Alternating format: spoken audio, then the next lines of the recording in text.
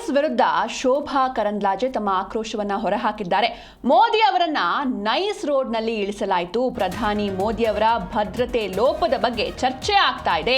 ಪ್ರಧಾನಿ ಬಂದ ಸಮಯದಲ್ಲಿ 100 ಇನ್ಸ್ಪೆಕ್ಟರ್ಗಳನ್ನ ವರ್ಗಾವಣೆ ಮಾಡಲಾಗಿದೆ. ಹಾಗಾದ್ರೆ ಕರ್ನಾಟಕ ಸರ್ಕಾರಕ್ಕೆ ಪಿಎಂ ಭದ್ರತೆ ಬಗ್ಗೆ ಕಾಳಜಿ ಇದೆಯಾ ಅಂತ ಬೆಂಗಳೂರಲ್ಲಿ ಕಾಂಗ್ರೆಸ್ ವಿರುದ್ಧ ಶೋಭಾ ಕರಂದ್ಲಾಜೆ ತಮ್ಮ ಆಕ್ರೋಶವನ್ನ ಹೊರಹಾಕಿದ್ದಾರೆ. ಮೋದಿ ಅವರನ್ನ ನೈಸ್ ರೋಡ್ನಲ್ಲಿ ಇಳಿಸ್ತಾರೆ, ಇದು ಅತ್ಯಂತ ರಿಸ್ಕಿ. ಜೊತೆಗೆ ಪ್ರಧಾನಿ ಮೋದಿ ಭದ್ರತೆ ಲೋಪದ ಬಗ್ಗೆ ಚರ್ಚೆ ಆಗ್ತಾ ಇದೆ ಎಲ್ಲಾ ಕಡೆ.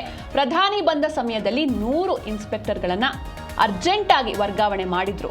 ಕರ್ನಾಟಕ ಸರ್ಕಾರಕ್ಕೆ ಪಿಎಂ ಭದ್ರತೆ ಬಗ್ಗೆ ಕಾಳಜಿ ಇದೆಯಾ ಅಂತ ಬೆಂಗಳೂರಲ್ಲಿ ಕಾಂಗ್ರೆಸ್ ವಿರುದ್ಧ ಆಕ್ರೋಶವನ್ನ ಹೊರಹಾಕಿದ್ದಾರೆ. ಹಾಗೆ ಎನ್ಐಎ ಇಂದ ಇದು ಸಮಗ್ರವಾಗಿ ತನಿಖೆ ಆಗಬೇಕು ಅಂತ ಆಗ್ರಹಿಸಿದ್ದಾರೆ.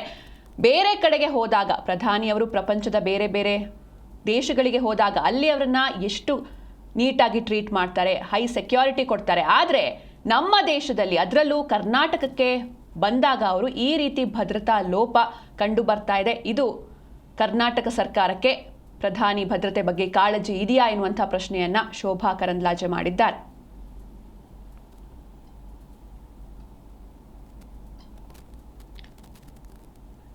ಇನ್ನು ನೈಸ್ ರೋಡ್ನಲ್ಲಿ ಅವರನ್ನ ಇಳಿಸಿದ್ರು. ಇದು ಅತ್ಯಂತ ರಿಸ್ಕಿ ಪ್ರದೇಶ, ಹಾಗೆ ಇದೊಂದು ಅತ್ಯಂತ ರಿಸ್ಕಿ ಡಿಸಿಷನ್ ಕೂಡ ಹೌದು. ಹಾಗೆ ಬೇರೆ ಕಡೆಗೆ ಹೋದಾಗ ಅವ್ರನ್ನ ಹೈ ಸೆಕ್ಯೂರಿಟಿ ಅಥವಾ ಹೈ ಅಲರ್ಟ್ ಇರುತ್ತೆ. ಆದರೆ ಇಲ್ಲಿ ಯಾಕೆ ಈ ರೀತಿ ಆಯಿತು ಅಂತ ಪ್ರಶ್ನೆ ಮಾಡಿದ್ದಾರೆ. ಹಾಗೆ ನಿನ್ನೆ ಪ್ರಧಾನಿಯವರು ಬಂದ ಸಮಯದಲ್ಲಿ ಏಕಾಏಕಿ 100 ಇನ್ಸ್ಪೆಕ್ಟರ್ಗಳನ್ನ ಟ್ರಾನ್ಸ್ಫರ್ ಮಾಡಿದ್ರು. ಅಷ್ಟೊಂದು ಎಮರ್ಜೆನ್ಸಿ ಏನಿತ್ತು, ಅಷ್ಟು ತುರ್ತು ಏನಿತ್ತು?